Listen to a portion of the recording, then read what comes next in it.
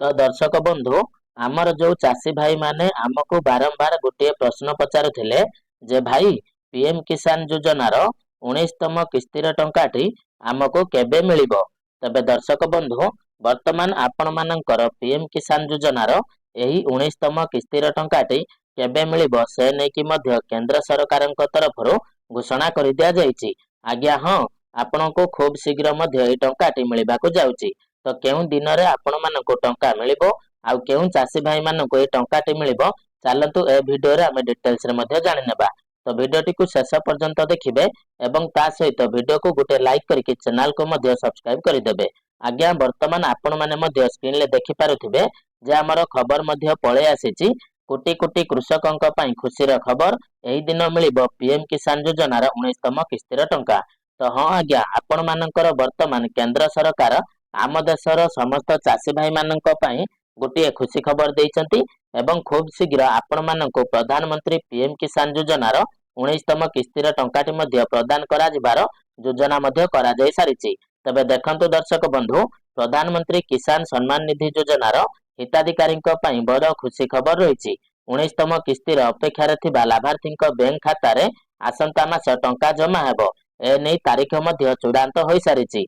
प्रधानमंत्री नरेंद्र मोदी आसंता मास 24 रे बिहार रु 19तम किस्ती चाषींक अकाउंट को पठाइबे। तबे हाँ आज्ञा आपण माने जानिथिबे गत अक्टोबर 5 तारिख रे महाराष्ट्र रु आपणकर प्रधानमंत्री पीएम किसान योजनार 18तम किस्तीर टंकाटी आमर चाषी भाई माननको प्रदान करथिले एवं तापरठु जमिति आपण मानकर नुआ वर्ष आरंभ होई गला एबे चाषी भाई मानक मनरे बहुत सारा प्रश्न रहिला एवं सेमाने मध्य बारंबार आमको प्रश्न कले जे आमको पीएम किसान योजनार 19तम किस्तीर टंकाटी केबे मिलिबो एवं आपण माने देखिथिबे बहुत सारा वीडियो मध्य आपनको प्रोवाइड करा जाउथिला जेउ सब वीडियो रे मध्य आपनको कहा जाउथिला जे आपणकर नुआ वर्ष रे आपनको पीएम किसान योजनार 19तम किस्तीर टंकाटी प्रदान करा जिवो।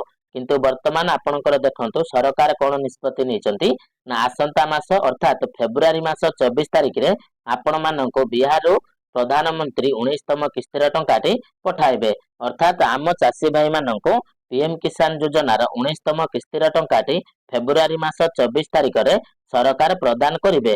ए नै कि वर्तमान आमर तारीख मध्य निष्पत्ति हेई सारिछि जे एही तारीख रे वर्तमान आपण माननको प्रधानमंत्री किसान सम्मान निधि योजनार 19तम किस्ती रे 2000 टंका लेखा मध्य मिलिबाकू जाउछि। तो देखंतु रविवार एहार सूचना दैचंती केंद्र कृषि मंत्री शिवराज सिंह चौहान।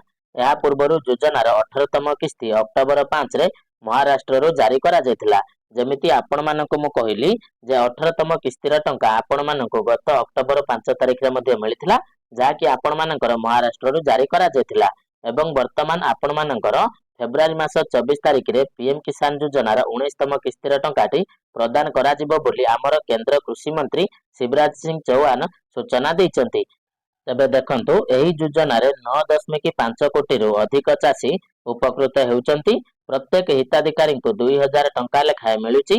वर्ष को 6000 मिलुथिबा बेले प्रति 4 मासरे 2000 टंका 3टी किस्ती रे वितरण करा जाउची। सरकार एही किस्ती पई 20000 कोटी रु अधिक अर्थ व्यय बराद करिसंती। तेबे दर्शक बंधु आम सारा देश रे पाखापाखी 9.5 कोटी चाषी पीएम किसान योजना रे टंका पाउचंती एवं आपण माने मध्य समस्त जानिथिबे जे सरकारक तरफरु पीएम किसान योजना रे आपण मानको वर्ष को 3टी किस्ती रे 2-2000 करिकि मोट 6000 टंका मध्य प्रदान करा जाउची जहाकी आपण मानको प्रत्येक 4 मास रे थरुटी मिलुची एवं ता सहित देखंतु सरकार एही प्रधानमंत्री किसान सम्मान निधि रे पाखापाखी 20000 कोटी रु अधिक टंका मध्य खर्च करूचंती। पीएम किसान योजनार उद्देश्य छोट और सीमांत कृषकों को आर्थिक स्थिरता प्रदान करिबा। एहा द्वारा चाषी को देशर उत्पादन बढ़ाइबा प्रोत्साहन करिबो, निजर जीविका मध्य सुरक्षित होई पारिबो। तो निश्चित भाव में चाषी को जो टंकाटी दिया जाउची से पीएम किसान टंका हेउ किबा से सीएम किसान टंका हेउ तो ए सब टंका द्वारा निहाती भाव में चाषी भाई माने हमर किछि किछि उपकृत हेउचंती। किंतु निहाती भाव में सरकार को मध्य ए टंकाटी बढ़ाइबा दरकार काहेकि ना आपण माने देखुचंती जे दिन को दिन आमर बिहनर रेट मध्य बढ़ुची आउ ता सहित आमर सार और कीटनाशक औषधर रेट मध्य बढ़ुची आउ ता सहित आमर धान कटा समय रे एवं धान रुआ समय रे आमर जो श्रमिक माने जायकि काम मध्य करूचंती जमी रे तो सेमानंकर मजूरीटी मध्य बढ़ी जायछि। तो निश्चित भाव में सरकार मध्य ए जो पीएम किसान रे 2000 टंका लेखाए देउचंती ତ ସେଇଟା ମୋ ମତରେ 4,000 ଟଙ୍କା କରିବା କଥା। ତ ବର୍ତ୍ତମାନ ଏ ନେଇକି ଆପଣଙ୍କର ମତାମତ କଣ ରହିଛି ଆପଣମାନେ ମଧ୍ୟ କମେଣ୍ଟରେ କହିବେ ଯେ ସରକାର ପିଏମ୍ କିଷାନ ଯୋଜନାରେ ଆପଣମାନଙ୍କୁ ଗୋଟିଏ କିସ୍ତିରେ 4,000 ଟଙ୍କା ଦେବା କଥା କି ନୁହଁ ଏବଂ ଟୋଟାଲ ମୋଟରେ 3ଟି କିସ୍ତିରେ ଆପଣମାନଙ୍କୁ 12,000 ଟଙ୍କା ଦେବା କଥା କି ନୁହଁ ତ ସେଇଟା ଆମକୁ ଜଣାଇବେ। ତେବେ ଦର୍ଶକ ବନ୍ଧୁ ବର୍ତ୍ତମାନ ଆପଣଙ୍କ ମନରେ ପ୍ରଶ୍ନ ଆସିବ ଯେ ଏହି ପିଏମ୍ କିଷାନ ଯୋଜନାର ଟଙ୍କାଟି କେଉଁ ଚାଷୀ ଭାଇମାନଙ୍କୁ ମିଳିବ। ତ ଦେଖନ୍ତୁ ଆପଣଙ୍କୁ ପୂର୍ବରୁ ମଧ୍ୟ ମୁଁ କହିଛି ଯେ ଯେଉଁ ଚାଷୀ ଭାଇମାନେ ସେମାନଙ୍କର ଲ୍ୟାଣ୍ଡ ସେଟିଂ କରିଥିବେ ଆଉ ଯେଉଁ ଚାଷୀ ଭାଇମାନେ ସେମାନଙ୍କର ଡିବିଟି ଆକ୍ଟିଭେଟ୍ କରିଥିବେ ଆଉ ଯେଉଁ ଚାଷୀ ଭାଇମାନେ ସେମାନଙ୍କର ଇ-କେୱାଇସି କରିଥିବେ ତ ସେଇ ଚାଷୀ ଭାଇମାନଙ୍କୁ ଗ୍ୟାରେଣ୍ଟେଡ୍ 100% ପିଏମ୍ କିଷାନ ଯୋଜନାର 19ତମ କିସ୍ତିର 2,000 ଟଙ୍କାଟି ମିଳିବ।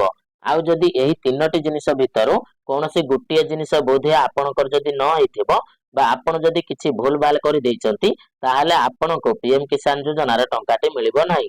ତ ଆପଣମାନେ ତୁରନ୍ତ ବର୍ତ୍ତମାନ ଜନସେବା କେନ୍ଦ୍ରକୁ ଯାଇକି ଆପଣଙ୍କର ଲ୍ୟାଣ୍ଡ ସେଟିଂ ଏବଂ ଆପଣଙ୍କର ଡିବିଟି ଆଉ ତା ସହିତ ଆପଣଙ୍କର ଇ-କେୱାଇସି କରିନିଅନ୍ତୁ। ତ ଡିବିଟିଟା ଆପଣମାନେ ଆପଣଙ୍କର ବ୍ୟାଙ୍କକୁ ଯାଇକି ମଧ୍ୟ ଆକ୍ଟିଭେଟ୍ କରିପାରିବେ ଏବଂ ଇ-କେୱାଇସିଟା ଆପଣମାନେ ଆପଣଙ୍କର ଜନସେବା କେନ୍ଦ୍ରକୁ ଯାଇକି ମଧ୍ୟ କରିପାରିବେ ଏବଂ ତାପରେ ଆପଣମାନଙ୍କୁ ଏହି ପିଏମ୍ କିଷାନ ଯୋଜନାର 19ତମ କିସ୍ତିର ଟଙ୍କାଟି ମିଳିପାରିବ। ତେବେ ଦର୍ଶକ ବନ୍ଧୁ ବର୍ତ୍ତମାନ ଆଶା କରୁଛି ଆପଣମାନେ ସମସ୍ତେ ଜାଣିଗଲେ ଯେ ବର୍ତ୍ତମାନ ଆପଣଙ୍କୁ ପିଏମ୍ କିଷାନ ଯୋଜନାର 19ତମ କିସ୍ତିର ଟଙ୍କାଟି କେବେ ମିଳିବ ତା ସହିତ କେଉଁ ଚାଷୀ ଭାଇମାନଙ୍କୁ ଏହି ଟଙ୍କାଟି ମଧ୍ୟ ମିଳିବ। ତ ଭିଡିଓଟି ଇନଫର୍ମେଟିଭ ଲାଗିଥିଲେ ଭିଡିଓକୁ ଗୋଟେ ଲାଇକ୍ କରିବେ, ଚ୍ୟାନେଲରେ ନୂଆ ହେଇଥିଲେ ଚ୍ୟାନେଲକୁ ସବସ୍କ୍ରାଇବ କରିନେବେ ଏବଂ ତା ସହିତ ପିଏମ୍ କିଷାନ ଯୋଜନା ସମ୍ବନ୍ଧୀୟ ଅନ୍ୟ କିଛି ପ୍ରଶ୍ନ ରହିଥିଲେ କମେଣ୍ଟରେ ମଧ୍ୟ ଆପଣମାନେ ପଚାରି ପାରିବେ। ତ ଚାଲନ୍ତୁ ଦର୍ଶକ ବନ୍ଧୁ ଆଜିର ଭିଡିଓରେ ଏତିକି। ପୁଣି ଦେଖାହବ ଆଉ ଗୋଟିଏ ନୂଆ ଭିଡିଓରେ। ତ ସେତେ ପର୍ଯ୍ୟନ୍ତ ବିଦାୟ ଦିଅନ୍ତୁ। ଜୟ ଜଗନ୍ନାଥ।